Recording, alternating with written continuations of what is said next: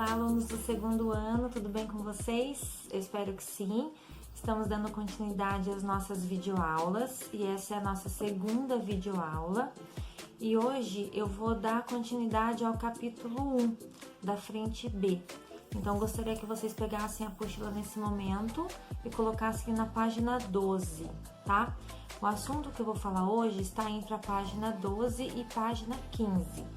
Eu dividi o capítulo em duas videoaulas porque essa segunda parte, que é a nossa aula de hoje, tem muita informação. Então, eu deixei esse assunto, que é regulação hormonal, para uma única aula, tá certo?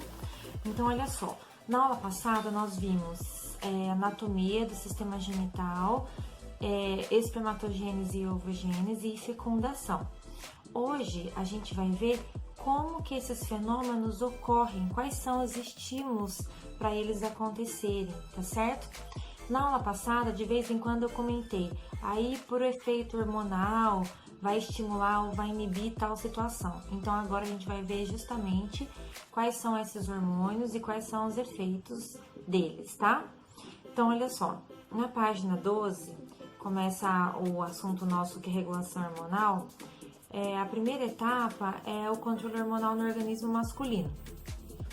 Então, no organismo masculino existem, aliás, as glândulas sexuais chamadas de testículos, e elas produzem espermatozoides e testosterona. Já vimos isso na aula passada. Quem promove o estímulo dessa produção no testículo é um hormônio chamado FSH. Antes da gente entrar na produção hormonal e maturação de células, quero falar a respeito de uma glândula que nós não estudamos ainda, que é a hipófise. A hipófise é uma glândula pequena, localizada na base do encéfalo, que produz hormônios de grande importância para o corpo humano. Ela é chamada de glândula mestra, porque os hormônios que ela produz e secreta no sangue vão controlar outras glândulas no organismo, por isso a importância dela. Então, olha só, a adenohipófise, que é uma região da hipófise, produz um hormônio chamado FSH. FSH significa hormônio folículo estimulante. Quando ele está presente no sangue e atinge os testículos, ele faz justamente a maturação dos espermatozoides. Bom, junto com isso, ou seja, junto com a produção de FSH, também existe a produção de um outro hormônio, que é o ICSH. O ICSH, que é o hormônio estimulante de células intersticiais, tem a função, dentro dos testículos, de iniciar a produção de testosterona. Então, só para fechar, no organismo masculino, são dois hormônios produzidos, FSH e ICSH, ambos promoverão estímulo de produção no testículo. Agora nós vamos ver o controle hormonal no organismo feminino, que é muito mais complexo, porque tem uma série de hormônios produzidos e hormônios que depois são inibidos. Então exige um pouco mais de atenção na sequência de etapas que eu vou citar agora, tá? Olha só, antes da gente começar a entender quais são os hormônios, é importante a gente conhecer o ciclo menstrual. Então, o ciclo menstrual, ele começa no primeiro dia do fluxo, ou seja, no primeiro dia da menstruação, e ele finaliza no dia que antecede a próxima menstruação.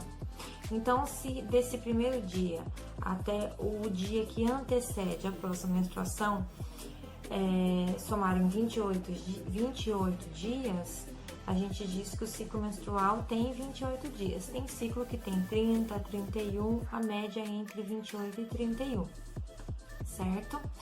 A ovulação, que é um fenômeno super importante, nós vimos também na aula passada, ela vai acontecer na metade do ciclo. Então, se esse ciclo tem 28 dias, a ovulação vai acontecer no 14º dia. O óvulo, quando ele escapa do ovário, ele fica de 2 a 3 dias muito viável ali na tuba uterina. Se tiver acontecido uma relação sexual sem método contraceptivo, os espermatozoides atingem a tuba uterina, atingem o óvulo e eles também podem ficar viáveis até 3 dias dentro da tuba uterina. Então, como é possível calcular a fase ou o período mais fértil dentro do ciclo menstrual? A partir do registro do primeiro dia da menstruação, você conta 14 dias depois, vai ser a data provável da ovulação.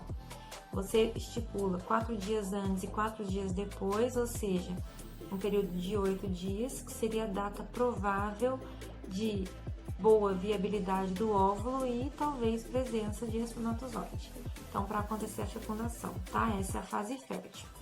Então, olha só, o que a gente vai estudar agora é justamente o seguinte: como que a ovulação acontece, né? Como que esse óvulo ele sai muito viável, se não acontecer a fecundação, porque ele degenera, como é formada a menstruação.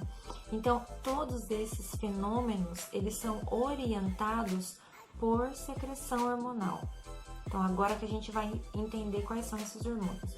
No corpo feminino, o hormônio principal aqui, que vai dar início a toda essa sequência, é também o FSH, igual ocorre para o corpo masculino. Então, a adenohipófise, ela lança já no primeiro dia do ciclo menstrual o FSH. Esse FSH agora no sangue vai banhar os ovários e vai quebrar a dormência dos ovócitos, que eu comentei na aula passada. Que os ovócitos primários, eles têm a meiose interrompida e entram num estágio de dormência. Essa dormência só vai ser quebrada na puberdade. E quem ativa agora esses ovócitos e promove a continuação da meiose é o FSH. Então, esses ovócitos, eles vão continuar a sua maturação. Aí, células foliculares, que são células que circundam o ovócito, são células de proteção, elas começam a ser desenvolvidas e elas passam a produzir agora um segundo hormônio, que é o estrógeno. O estrógeno agora, sendo lançado no sangue, ele também vai provocar alguns efeitos. Primeiro, existe um mecanismo que a gente não estudou ainda, então vou explicar bem rapidinho, que se chama feedback negativo. Quando você tem um hormônio em produção e em alta quantidade no sangue, ele inibe o hormônio que deu estímulo a ele mesmo. Então, por exemplo, o FSH estimula indiretamente, porque eu falo indiretamente porque vai ser através das células foliculares, a produção de estrógeno. Esse estrógeno agora em alta, quando ele chega na adenohipófise, ele inibe a produção de FSH. Isso é feedback negativo, tá? Então, o primeiro efeito do estrógeno é a inibição de FSH. Porém, ao mesmo tempo, ele agora estimula a produção de um segundo hormônio dentro da adenohipófise, que é o LH. O LH significa hormônio luteinizante. Então, enquanto o FSH cai, o LH é estimulado. E agora, por sua vez, o LH no sangue, quando ele atinge os ovários, ele aciona os ovários e vai ocorrer a ovulação. Então, lá na aula passada, quando eu falei que a ovulação vai depender de hormônio, é justamente esse hormônio agora, é o LH. O óvulo escapa do ovário e algumas células, que são células foliculares, elas ficam ainda dentro do ovário, elas não saem por completo com o óvulo, tá? Essas células que permanecem dentro do ovário, células foliculares, né, elas vão entrar em degeneração. Elas começam a produzir uma substância lipídica amarelada e esse aglomerado de células agora passa a ser chamado de corpo lúteo. O corpo lúteo dentro do ovário começa a produção agora de progesterona. Então agora eu falei do terceiro hormônio, tá? Que é a progesterona. O LH indiretamente vai acionar a produção de progesterona. Agora, por sua vez, a progesterona no sangue vai produzir os seus efeitos, né? Primeiro, feedback negativo na adenohipófise. Então, a adenohipófise recebendo sangue com progesterona, ela deixa de secretar FSH e deixa de secretar LH. A progesterona, ela completa o desenvolvimento do endométrio, ele começa a acumular mais sangue ainda. Ela também promove uma redução de contrações uterinas e estímulo de glândulas mamárias. Então, são 4 efeitos. Bom, a partir daqui, temos o processo de ovulação e depois da ovulação, a gente pode entender o ciclo hormonal em 2 situações diferentes. A primeira seria a ovulação seguida de uma não fecundação, não houve fecundação. E a segunda situação é com ocorrência da fecundação. Então, a gente vai começar estudando a primeira, tá? Então, vou falar da regulação hormonal agora, pós-ovulação, sem ocorrência de fecundação. Então, vamos lá. Nesse 14º, 5º, 6º dia, o óvulo está na tuba uterina, não foi fecundado, não existe FSH no sangue, não existe estrogênio ou estrógeno e também não existe LH. Então, tem 3 hormônios que estão em baixa, tá? Como o LH não está sendo produzido, o corpo lúteo não é mantido. Então, ele também vai deixar de produzir progesterona, que é o 4º hormônio que eu citei. Então, agora temos os 4 hormônios em queda. O que vai acontecer? O endométrio, que estava mais desenvolvido, e o útero, que estava inclusive maior em tamanho, ele vai ter um desprendimento de parte do tecido, ou seja, parte do endométrio é desprendido e ele escapa, levando com ele capilares e sangue. É isso que configura a menstruação, tá? Então, ela inicia justamente com a queda de progesterona. Bom, no próximo dia da menstruação, em seguida da menstruação, o ciclo começa novamente, tá? Agora a gente vai ver a segunda situação que eu comentei, que é a ovulação e com ocorrência de fecundação. Então, o óvulo estava viável na tuba uterina, os espermatozoides chegaram, fecundaram, ocorreu a formação do zigoto. O zigoto, ele percorre a tuba uterina, entra no útero e promove um fenômeno chamado de nidação, que é o seu implante no endométrio, fixação no endométrio. Até a nidação, a regulação hormonal ocorre como se nada estivesse acontecendo. Então, o FSH, o LH e o estrógeno continuam baixos, certo? Só que daí, após a nidação, acontece a primeira formação de células de placenta.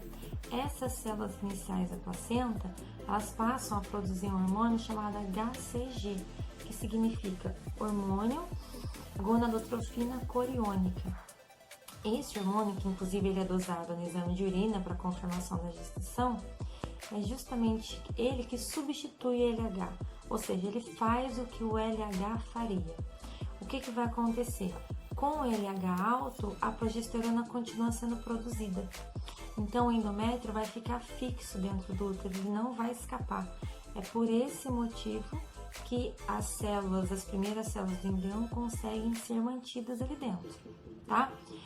Bom, o primeiro indício, então, de confirmação de gestação é justamente a ausência da menstruação. Essa ausência de menstruação está ocorrendo porque a progesterona agora está alta, tá?